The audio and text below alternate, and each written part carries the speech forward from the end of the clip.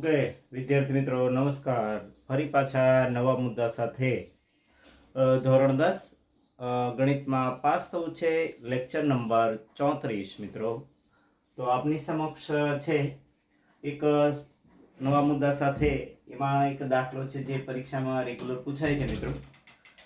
મિત્રો એમાં એમ કહે છે કે ભાઈ એ ઘડિયાળના મિનિટ કાંટાની લંબાઈ એટલે અહીંયા 14 સેન્ટીમીટર છે.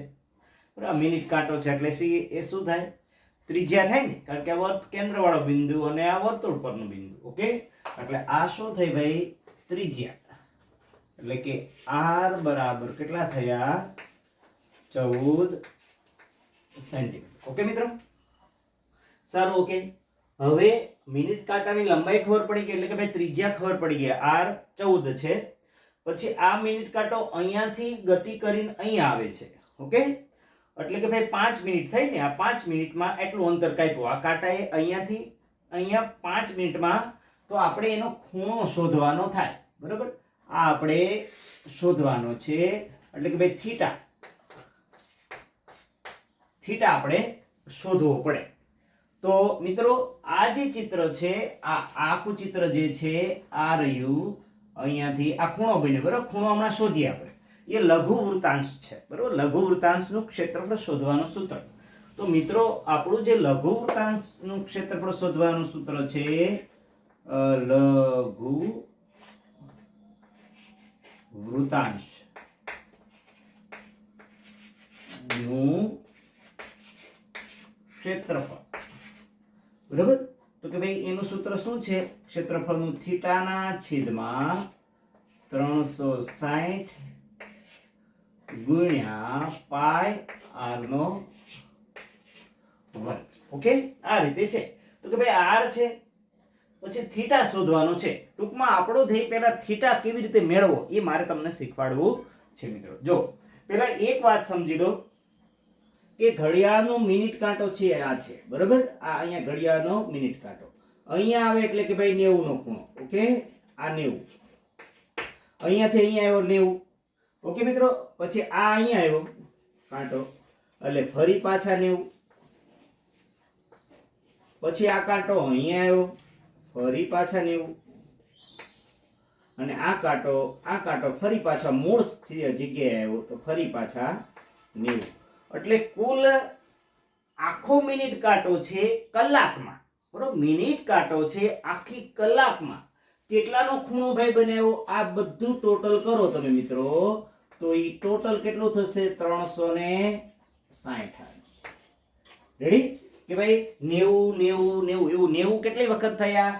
મિનિટ કાંટો અહીંયાથી આ ગતિ કરીને મૂળ સ્થાને જ્યારે આવશે એટલે 90 + 90 + 90 એટલે કુલ કેટલા થાય?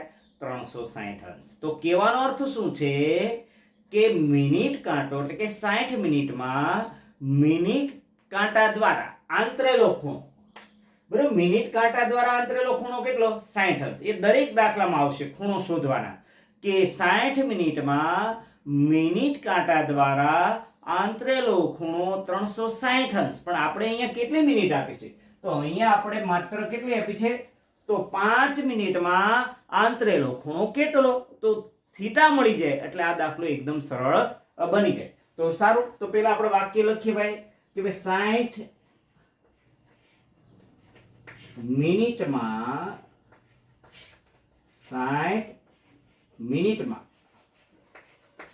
મિનિટ કાંટા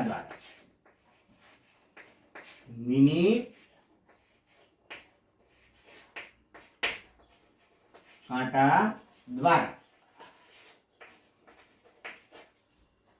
આંતરેલો ખૂણો, બરાબર? આંતરેલો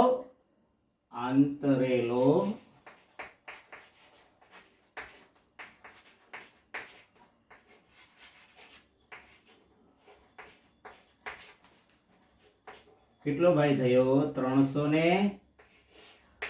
આ વિધાન દરેક દાખલામાં જ્યાં ખૂણો શોધવાનો છે એમાં આવશે.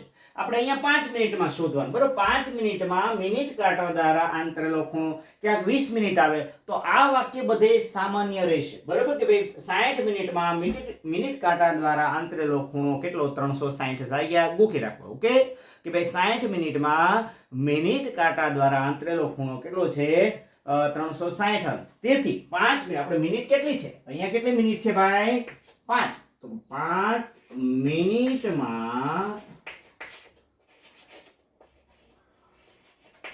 બરોબર મિનિટ કાંટા દ્વારા આંતરેલો ખૂણો કેટલો. રેડી મિત્રો, આવું થયું. તો હવે આપ સૌને ખ્યાલ છે કે પ્રશ્નાર્થની સામેનું બરાબર આપણે લખીએ. હાલો ખૂણો શોધવો છે, બરાબર લખીએ. બરાબર, તો ભાઈ કે પ્રશ્નાર્થ જે છે એની સામે, જે આ પ્રશ્નાર્થ હોય ને, આ પ્રશ્નાર્થની સામે કયું છે 60, તો એ 60 છેદમાં લખવાના. ઓકે, અને આ બંનેનો શું કરી નાખવાનો ગુણાકાર, 5 ગુણ્યા 360. રેડી, તો આને આપણે કહી દઈએ થીટા. રેડી ભાઈ, સમજાઈ ગયું. પ્રશ્નાર્થની સામેનું એટલે પ્રશ્નાર્થની સામેનું છેદમાં લખવાનું અને 5 ગુણ્યા કેટલા કરવાના 360.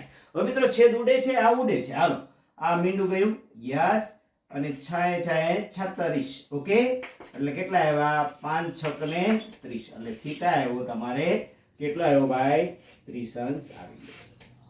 આપણો મુખ્ય ધ્યેય કયો હતો થીટા શોધવાનો, અને લઘુ વૃત્તાંશનું આ ચિત્ર કયું થાય લઘુ વૃત્તાંશ. ઓકે, લઘુ વૃત્તાંશ. આપણે તરબૂચ છે એમાં તરબૂચ લેવા જઈ કટિંગ કરીને ખબર આમ ભાગ આપે આમ, તે લઘુ વૃત્તાંશ થઈ. ઓકે, સારું. તો હવે મૂકી દઈએ ભાઈ થીટા કેટલો આવ્યો આપણો 30 અંશ આવ્યો, તો 30 અંશ મૂકી દો છેદમાં 360, અને પાઈ કશું નથી કીધું એટલે 22/7, અને r નો વર્ગ એટલે કોનો વર્ગ ભાઈ 14 નો વર્ગ. તો બરાબર કેટલા થયા 30/360 ગુણ્યા 22/7 અને 14 ગુણ્યા 14. ઓકે, સારું. આ કેટલા થયા ભાઈ અહીંયા, આ છેદ ઉડે છે, યસ, મીંડું ગયું, 12 તેરી 36. હવે બે ચાલતું હોય તો ચલાવાય. ઓકે, આ પેલા 7 દુ 14, પછી 2 6 12. ઓકે, સારું. 3 દુ 6, 11 દુ 22. સો સિમ્પલ. બરોબર, છેદ ઉડાડવાની એક પ્રેક્ટિસ કરી નાખવાની. ઓકે, તો શું થયું ભાઈ, તેથી બરાબર હાલો કેટલા આવ્યા 11 ગુણ્યા 14, 11 ચોક 44, વધી પડી 4 એટલે 154. એના છેદમાં કેટલા આવ્યા 3, અને ક્ષેત્રફળ છે એટલે સેન્ટીમીટર નો વર્ગ. એટલે 154 ના છેદમાં કેટલા આવ્યા ભાઈ 3 બરોબર સેન્ટીમીટર. તો આ રીતે એકદમ સરળ આ દાખલામાં એક ખૂણો શોધતા એ શીખી લેવાનું છે. બાકી તો આ સૂત્ર તો આવવાનું જ. પેપરની અંદર લઘુ વૃત્તાંશનું ક્ષેત્રફળનું સૂત્ર આ યાદ રાખી લો, થીટાના છેદમાં 360 ગુણ્યા પાઈ r નો વર્ગ.